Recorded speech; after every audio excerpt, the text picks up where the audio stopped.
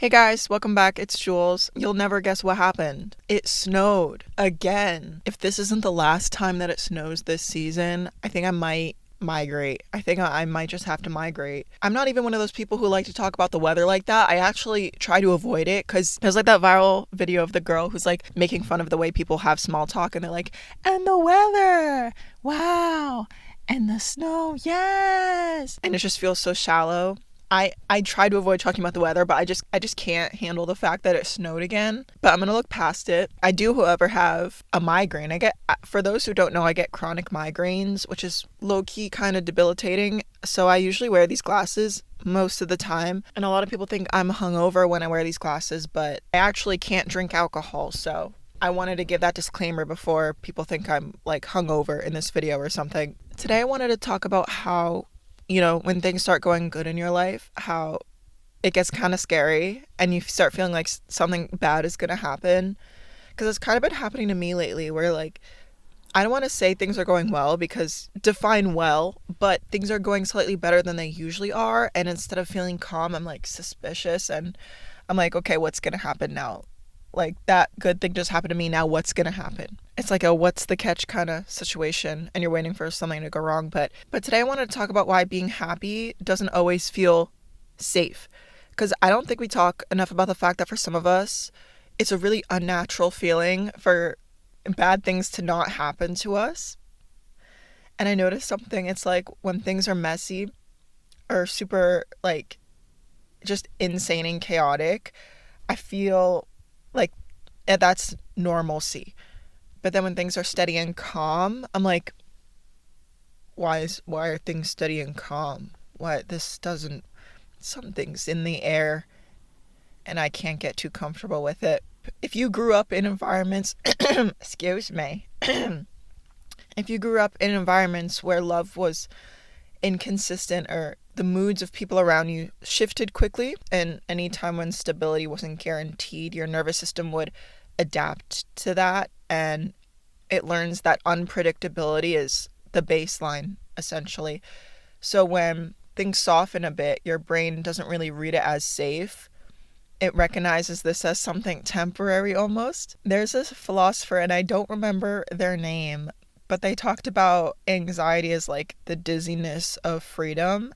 And I think they believed that like when we're faced with possibility, especially like good possibility, it could feel destabilizing. Happiness is a possibility in everyone's life, and possibility means vulnerability. If things are good, you have something to lose now.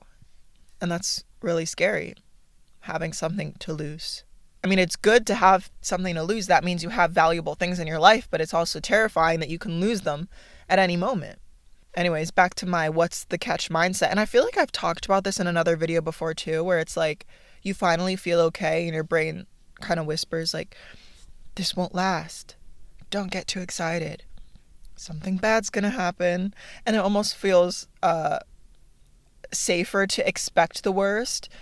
Like if you predict the fall, it almost won't hurt as much.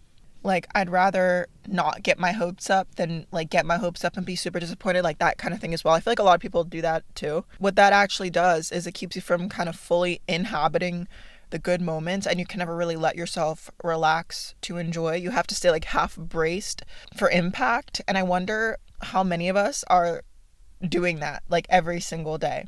Because in a way, doing that, kind of like bracing for the impact that's like not even guaranteed to come, it's a sense of control. And sometimes I will see this discourse that's like, do you even know who you are without the struggle in your life? And I'm not talking about like, making your struggle your whole personality. It's not like that at all. It's more so like, do you know who you are when you're not in fight or flight mode constantly? Like if I'm not stressed and overwhelmed, who am I? In some cases, it's like, if you're not stressed and overwhelmed, who are you? Who are you underneath the stress and overwhelmed feelings? Some of us have built our identity around surviving and coping, and we can't really help it. You always hear about the people who are considered the strong one, or the one who always has like an insane story that they'll just casually drop as if it's nothing. And in reality, it's like an insanely traumatizing story. And for those people, when life gets super calm, it's almost like, I don't want to say an identity crisis, but it's kind of like you might not feel like yourself at that point because what you're used to happening isn't happening. And I think sometimes struggle gives us structure, it gives us narrative and something to fight against. And I know that I talked about self-sabotage before, but a lot of times, people might even pick a fight when things are calm, or pull away when someone was being consistent and offering them stable things, or when you're on track to completing a goal, you start procrastinating and just creating small crises because everything feels a little too quiet. So it's like, something bad's going to happen. Why not make the bad thing happen? So you don't have to worry about, oh, well, things are too good. A bad thing's going to happen. But if I make the bad thing happen, then it cancels it out. Do you know what I mean? I don't know if that makes any sense. Like you being the one to make the bad thing, so you don't have to wait for like an external force to bring the bad thing, because you know that the bad thing's going to happen regardless. So it like might as well be in your control. I don't know. Maybe I'm just rambling. But what if nothing bad happens? And this is actually something I've been trying to sit with lately, where it's like, what if the good thing stays good? Like, what if the thing works out? What if this peace lasts? And saying it feels so fake too, because like, when does peace last in my life? Rarely. Actually, yeah, it really doesn't. But it's a question that I've been trying to sit with. What if nothing bad happens? Why do we assume suffering is inevitable right after joy? Why do we do it? Yes, life has pain. Of course it does. But not every good moment is a setup. Not every good moment is like, enjoy it while it lasts. Sometimes it's just a good moment. And I think healing that part in you is kind of like letting yourself experience a good moment without bracing for impact. Letting things be boring. Not interpreting happiness as something unsafe or scary. And choosing not to create a bad thing just because you think that a bad thing is going to happen regardless. I mean, at the end of the day, to people who do this, I know they're just probably used to having to survive things rather than live life and enjoy things. The whole rewiring your brain to not do that is kind of like teaching your nervous system that good things can happen without a catch. And I don't think that's something that you could just overnight change. Is something that you have to like really learn to do. Something that I want to try working on, at least, is when I do feel that happiness, instead of asking, what's the catch, I'm going to try asking, what if this is allowed? What if this is just how it's supposed to be? Oh, it's getting dark. The sun just went away. Should I take my glasses off? It's only really bothers me when it's super bright outside, and the snow is bright. Maybe I should just put them back on.